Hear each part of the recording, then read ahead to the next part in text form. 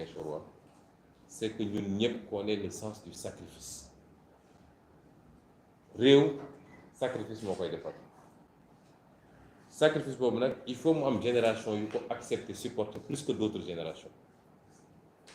tey ku dem France yaa ngi yéemu ci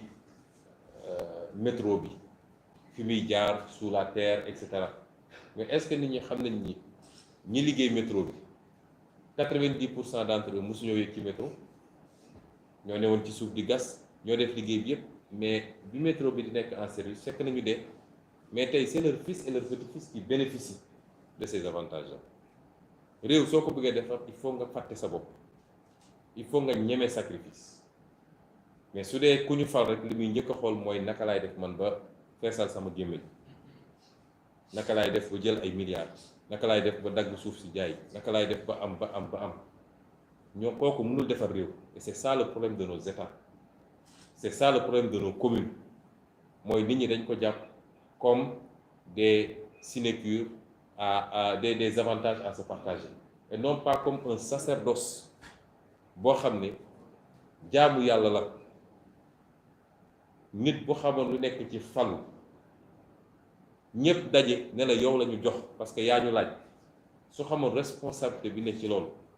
dina xoolaat bu baax balaa mu koy jël. Personne n'est parfait on peut faire des erreurs mais pas des fautes parce que faute mooy li ngay def sciemment en sachant que lii waroo ko def moo tax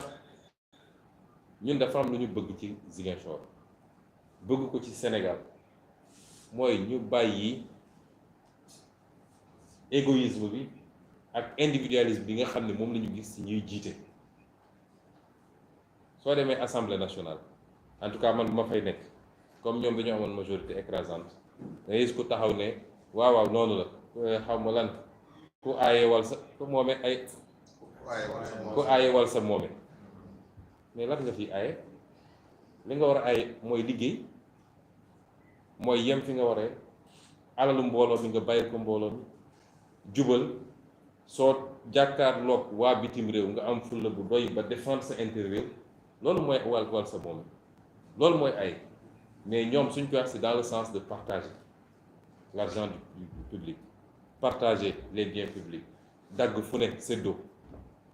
koo ci gisoon mënul jël car rapide sax au bout de quelque temps mu lay tabaxal ay immeuble loolu nag lañu bëgg mu jeex c'est pourquoi ñuy essayer de véhiculer un message disons que nous serons les premiers à nous sacrifier. Je l'ai dit hier ci daje bi renoncement yi ma def fii c'est pas parce que soxlawu ma ko Dieu sait que mënoon naa jël li ma fi war a fayee sama yaay ji ma jur a ngi fii su ma ko doon yëkkati jox ko wala ma jël ci moitié jox ko amal na ko jëriñ samay mbokk a ngi fii mënoon naa yëkkati jox leen man mii soxla naa ko ndax maa ngi jaabante di dem maay dagg sama billet avion maay fay sama sécurité maa fay sama chauffeur lépp maa koy defal sama bopp kon c'est pas parce que j'ai pas besoin kenn gënuma ko soxla mais dama am une conviction mooy le peu de sacrifice que je veux demander aux Ziguinchorois dama war a wone à côté un plus grand sacrifice pour nit ñi mun maa topp bu ñu demee ba ma am li ma bëgg ci Ziguinchor bu ñu demee ba budget bi egg 5 milliards ñu commencé am capacité bu yaatu je peux vous garantir que dinaa jël sama salaire comme tout le monde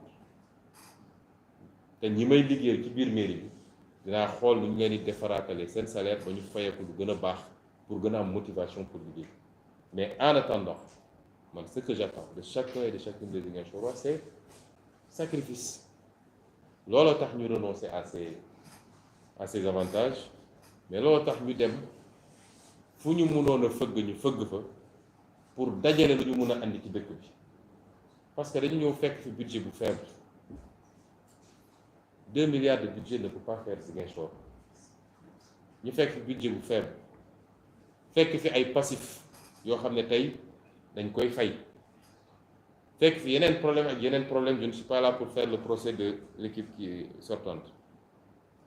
ñu ñëw nag andi suñu gis-gis andi suñu programme nous sommes à peu près à 7 mois wala 8 mois maximum d'exercice andi nañu programme boo xam ne nee nañ leen ci 5 ans lañ koy appliquer bu soobee yàlla ça va se faire progressivement am na lu commencé feeñ ba ñëpp teg ci seen bët